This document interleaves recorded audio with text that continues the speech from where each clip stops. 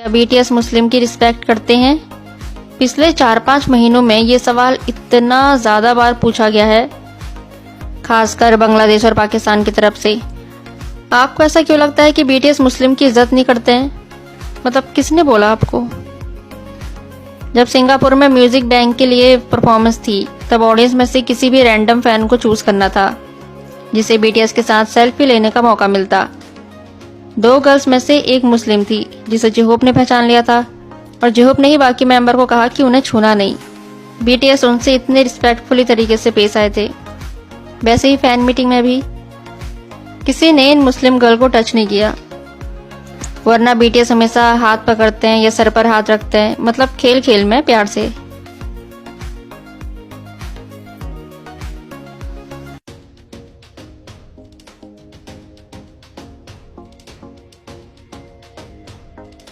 एक बार बीटीएस ने अपने रियाज रिहर्सल को अजान के लिए रोक दिया था।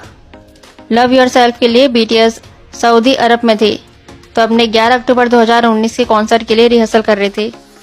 बीटीएस की रिहर्सल सुनने के लिए जो फैंस स्टेडियम के बाहर खड़े थे, उन्होंने बताया कि जब अदन यानी अजान स्टार्ट हुआ तो स्टेडियम में सन्नाटा था।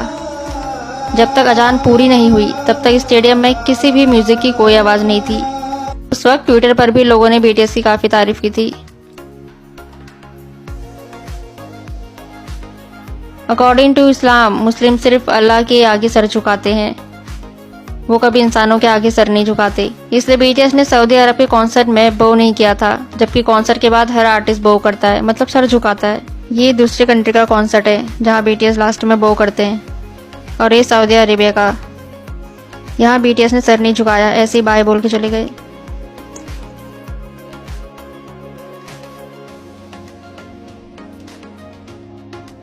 इसके अलावा यहाँ जिमिन ने अपना गोल्डन माइक को पर्पल स्कार्फ से कवर किया था। जहाँ तक मैंने सुना है, गोल्ड इस्लाम में वुमन के लिए यूज होता है, मैन को गोल्ड यूज करना मना है, इसलिए जिमिन ने अपने माइक को कवर किया था। और बीटीएस ने जो हिजाब गर्ल के बारे में बोला था वो तो याद ही होगा। बीटीएस से पूछा कि जो गर्ल हिजाब पहनती है उनके बारे में क्या कहना है। आरम ने कहा, हमारे कॉन्सर्ट में बहुत हिजाबिस्ट मतलब हिजाब पहनने वाली गर्ल आई थी और मैं देख रहा था कि परफॉर्मेंस के दौरान उनके लिए हिजाब को टाइट रखना मुश्किल था, पर वो बहुत सुंदर थी। वो हिजाब में भी बहुत सुंदर लग रही थी। हम उनकी सुंदरता देखकर हैरान थे। शुगा ने कहा कि मुझे लगता है कि उन्हें अपनी ज़्यादा सुंदरता की वजह से हिजाब पहनना पड़ता है, नहीं तो वे कोरियन ब्यूटी को पीछे छोड़ देंगी। ये सिर्फ कुछ एग्जाम्पल हैं, अगर सोशल मीडिया में ढूंढोगे तो बहुत मोमेंट मिल जाएंगे। आपको ऐसा नहीं सोचना चाहिए कि बीटीएस मुस्लिम की इज्जत नहीं करते हैं, ऐसा सोचना गलत है। इंसान को हर कल्चर के बारे में, उसके रूल और उसका ट्रेडिशन के बारे में पता नहीं होता है। जाहिर सी बात है, सबका अपना कल्चर और अपने नियम होते हैं।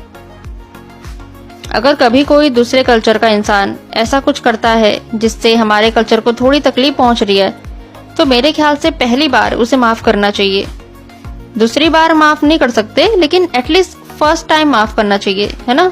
बाकी सबके अपने अपने विचार हैं।